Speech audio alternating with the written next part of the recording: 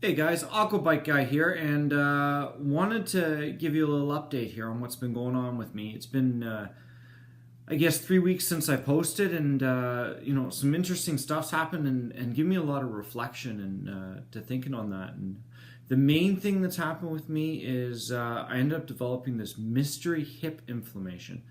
So I guess it would be 2 weeks ago. I came down with a really sinus cold, laying on the couch, really bad sinus cold, and decided that instead of training, let's let the body recover. So I laid down on the couch.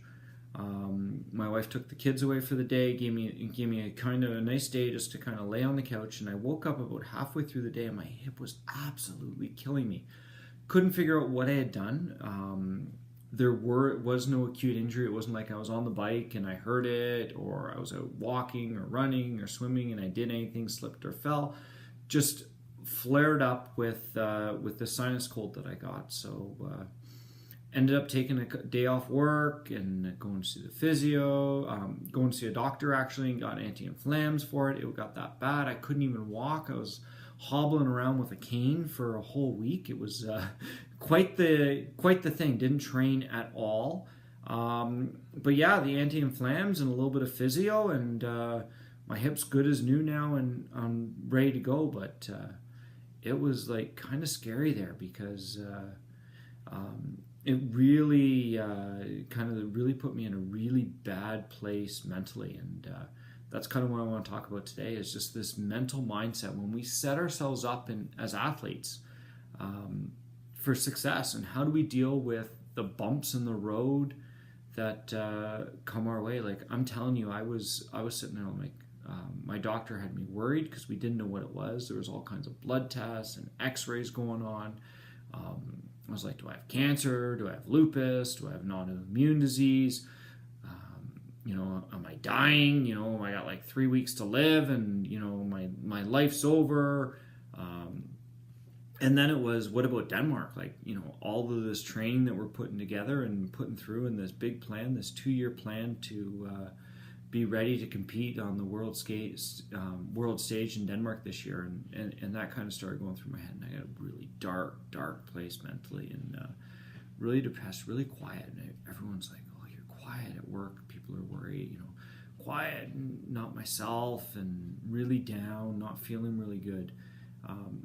And that's that psychological piece of what happens with us as athletes, right? Is these little bumps in the road come along, and you start thinking of the bad stuff, right? And the bad pictures, and oh, I'm done. This is it. My season's over. I'm laying on my back for a week. How can I ever recover my fitness? It's going to be gone. My training plan's blown apart. And really, when you look at it, it was 2 weeks to get back into it, and we're now in my third week of recovery, and we're starting to build back in on the bike and the swims and that, to a point. This week will put me back to where I was the week before my injury. So I really, 2 weeks aren't going to be a big difference in the training plan. This far out from this, we're able to recover, but it was that really scary part. And what do we do as athletes, right? Like, what do we do? We're used to training, 10, 20 hours a week, and you go from flying high to zero in a matter of seconds when we get injured, and that does take a big toll on us. And thankfully, I had some really good friends that kept my spirits a little bit elevated. Like, they said, "Don't worry, you're not going to die. It's not that big.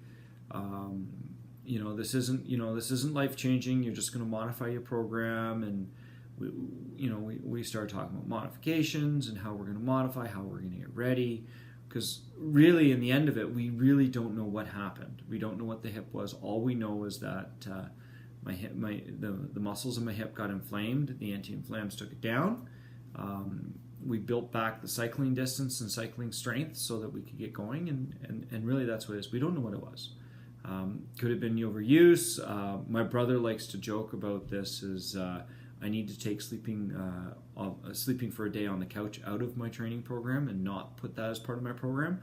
So physio thinks it might have been just the fact that I was going a mile a minute, and then I took that day and just crashed on the couch, and my hip just said, "That's it. I'm going to take a break."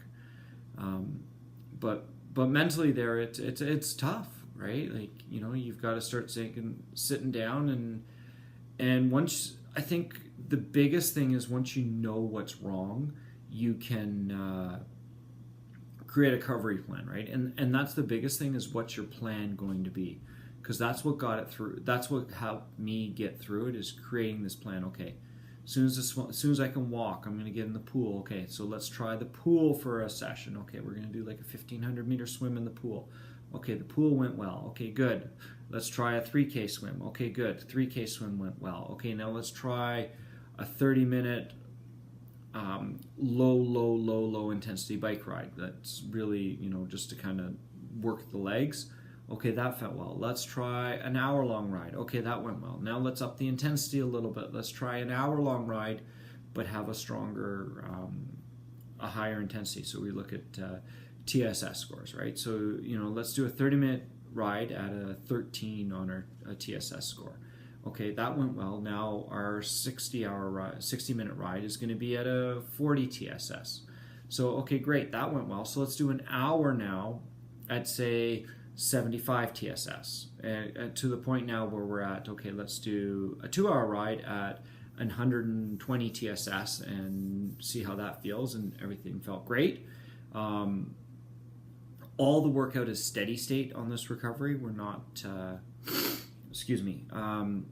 we're not in the VO2 max yet. Or VO2 repeats.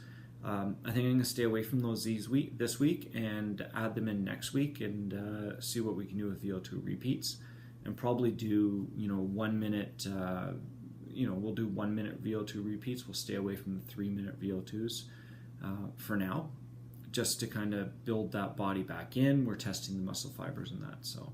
But the key, I think, really with these mental training and that, is really to stay with these training. Stay mentally sound, is to have a plan, have a recovery plan, and once you've got a recovery plan, you can adjust that plan, but at least you have a plan, and that's going to help you move forward. So that's my thoughts for this week.